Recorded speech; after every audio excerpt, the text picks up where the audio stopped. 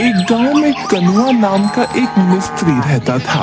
साल के बाकी समय तो उसके पास काम सही चलता था, लेकिन बारिश के आते ही उसका पूरा काम ठप पड़ जाता था, जिसके कारण उसकी पत्नी नक्को उससे बहुत नाराज होती थी।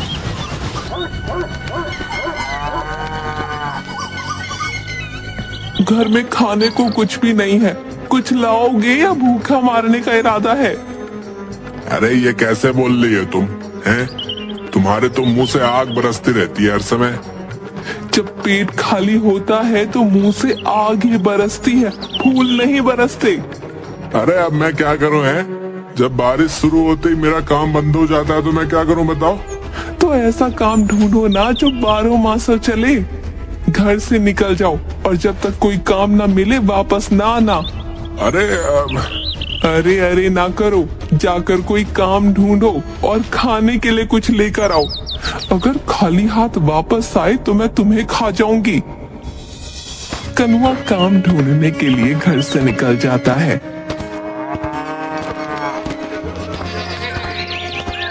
वो भटकता रहता है पर उसे कहीं भी काम नहीं मिलता। तभी उसे एक आदमी दिखता है जो थका हारा कहीं से आ रहा होता है। अरे तुम क्या काम करते हो भैया? मैं तो लोगों के घरों में नौकर का काम करता हूँ। क्यों, क्या हुआ? नहीं कुछ नहीं हुआ। मुझे बस ये पूछना था कि ये अच्छा काम है ना? अगर तुम मेहनत करने वाले आदमी हो तो ये अच्छा काम है, और सबसे अच्छी बात तो ये है कि ये काम कभी बंद नहीं होता। यहाँ तक कि किसी के मरने पर भी काम बंद हो जाते हैं, लेकिन ये काम और उल्टा बढ़ जाता है।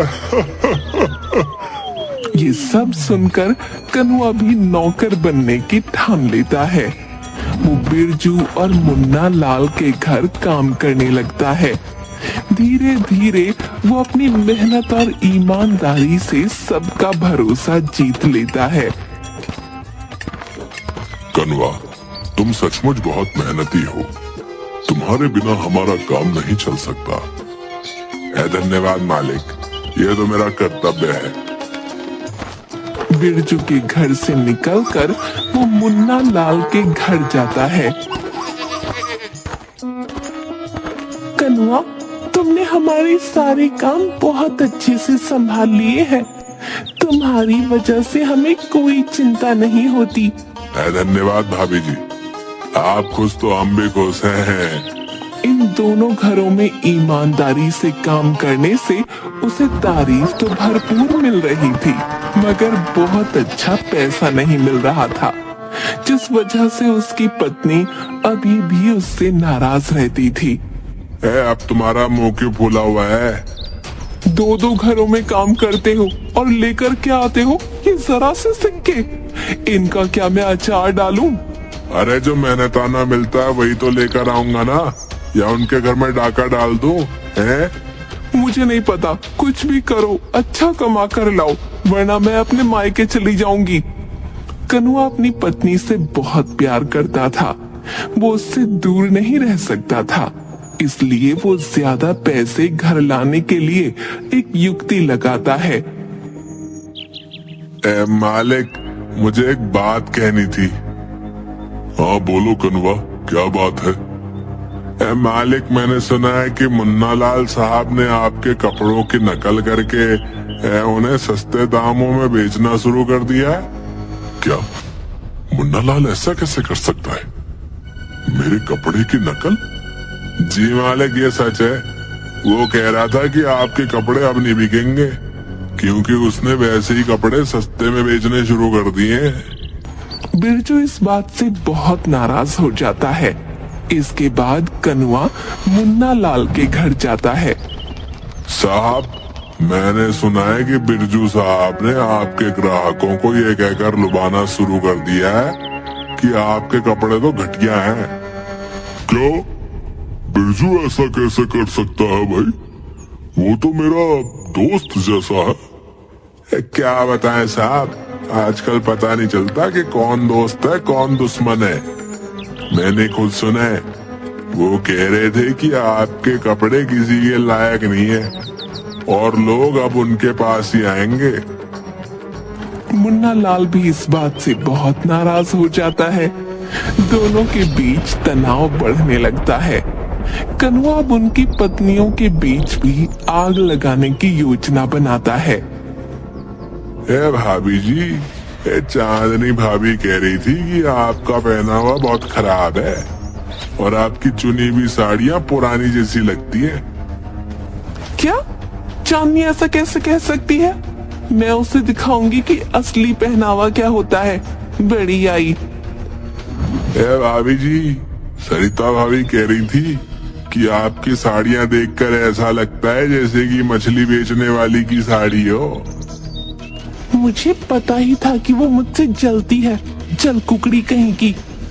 कनुआ ने बिरजू और मुन्ना लाल के परिवारों के बीच अनकही दुश्मनी पैदा कर दी थी। वो लोग एक दूसरे से चिढ़ने लगे। लेकिन जब दिवाली आई तो सरिता ने सोचा कि त्योहार के मौके पर दुश्मनी खत्म कर देनी चाहिए। उसने कनुआ से कहा, कनुआ, ये मिठाई मुन्ना लाल के घर दे आना और कहना कि दिवाली की शुभकामनाएं। ठीक है भाभी जी, अभी दे के आता हूँ।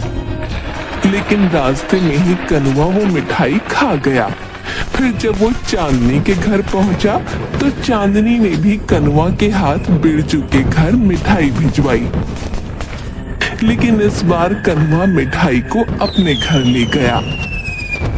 मैंने मिठाई भेजी, लेकिन चांदनी से इतना ना हुआ कि वो भी भेज देती।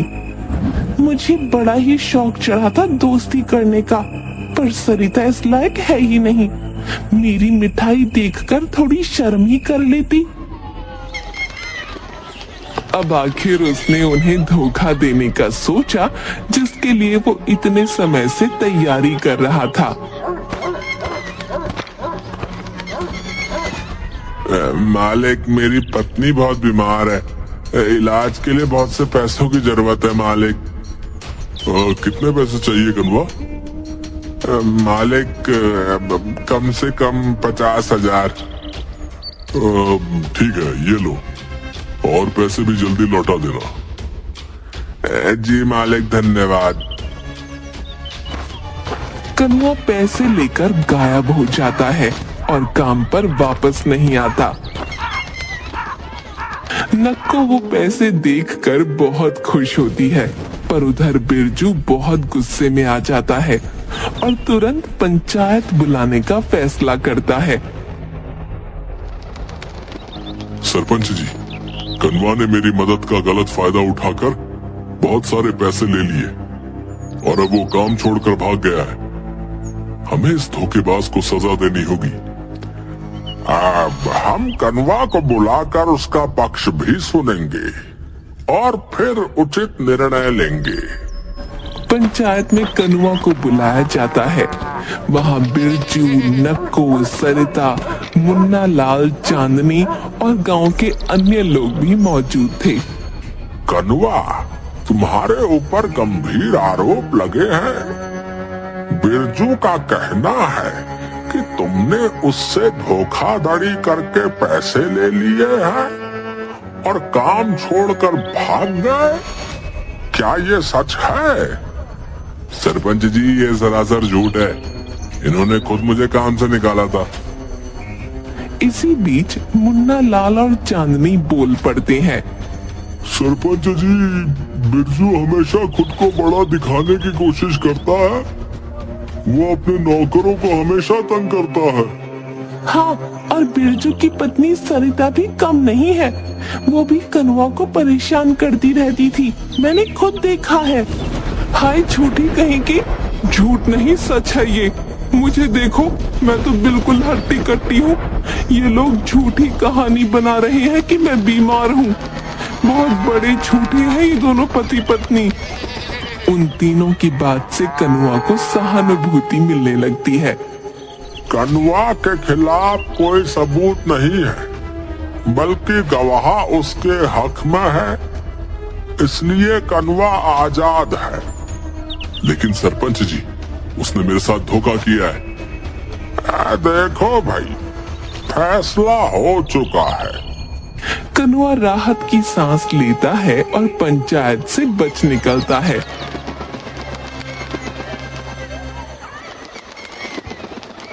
बिरजू के यहाँ काम छोड़कर उसने सरपंच के यहाँ काम करना शुरू कर दिया और वो सरपंच का बहुत चहीता बन गया। इस दौरान एक दिन चांदनी अपने गहनों की मरम्मत करवाने बाजार जा रही थी। कनुआ, मैं बाजार जा रही हूँ, गहनों की मरम्मत करवानी है, घर का ख्याल रखना। अरे आप क्यों तकलीफ कर रही हैं? मैं ही आपके गहनों की मरम्मत करवा लाऊंगा, आप मुझे दे दीजिए। ठीक है, तुम भरोसेमंद आदमी हो, ये लो, ध्यान रखना।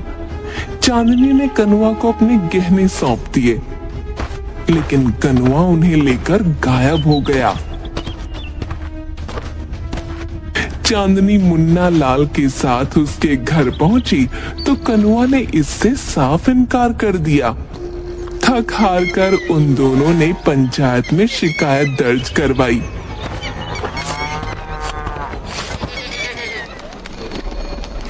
कनुआ, तुम्हारे ऊपर गहने चुराने का आरोप है, क्या ये सच है? सरपंच जी, मैंने ऐसा कुछ नहीं किया है, ये गलतफहमी है। गलतफहमी?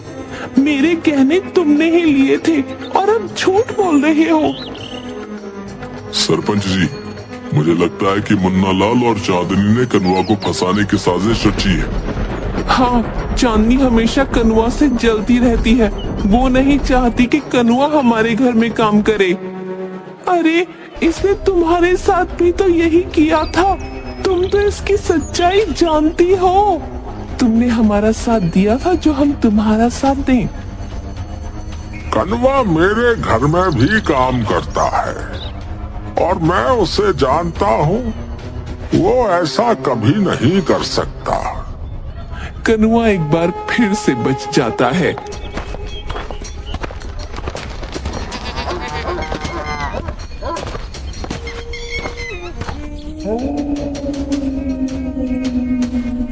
आपने तो कमाल कर दिया। अब हमारे पास बहुत सारे पैसे और गहने हो गए हैं। चलो, अब हम लोग शहर चलकर रहते हैं। चलो चलेंगे, शहर भी चलेंगे, लेकिन उससे पहले एक बड़ा हाथ तो मार लो।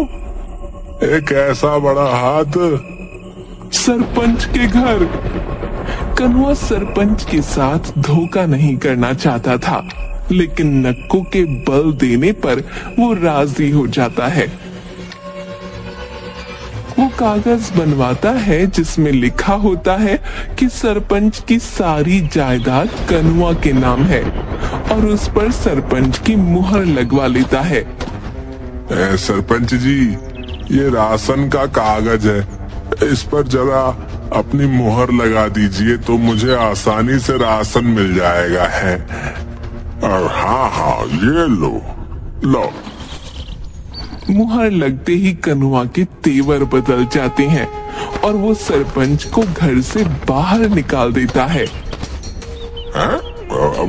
तू पागल हो गया है क्या कनुआ? है? ये क्या कर रहा है? आपने अपने हाथों से अपनी सारी जायदाद मेरे नाम कर दी है। ये घर अब मेरा है, इसीलिए फौरन यहाँ से निकल जाओ, समझ गए? धोखेबाज कहीं के। इसका मतलब मुन्ना लाल और बिरजू सही कह रहे थे, तूने उन्हें भी धोखा दिया है। जाओ और जहाँ जाकर शोर मचाना मचाओ, मेरा दिमाग मत खाओ, समझे? अब सरपंच अपने लिए पंचायत बुलाता है, लेकिन बिरजू और मुन्ना लाल दोनों ही उसका साथ देने को तैयार नहीं होते। अब हम में से कोई तुम्हारा साथ नहीं देगा सरपंच, तुम्हें अपने ही कर्मों की सजा मिली है। सही कह रहे हो बिरजू, इस सरपंच ने हमेशा गलत फैसले लिए हैं। नहीं, ये समय लड़ने का नहीं है। अगर हम लोग आपस में लड़ते रहेंगे तो ये कमीना कनुआ हमेशा लोगों को धोखे से बेवकूफ बनाता रहेगा। सही कहा तुमने सरिता, हम दोनों के साथ जो हुआ सो हुआ, पर अब इस धोखेबाज को सजा मिलनी ही चाहिए। वो चारों मिलकर कनुआ के खिलाफ गवाही देते हैं, सरपंच अपनी बात भी सबके सामने रखता है और आखिरकार कनुआ को पकड़ लिया जाता है।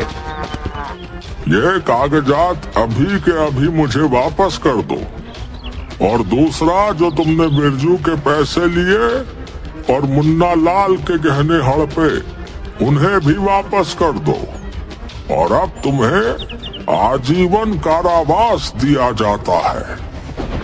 नहीं नहीं, ऐसा ना करो, मेरे पति को छोड़ दो। ए, आपके चिल्ला रही है कमीनी है?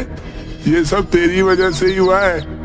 ना मैंने तेरी बात मानी होती और ना आज मैं इस जगह पर खड़ा होता, समझी?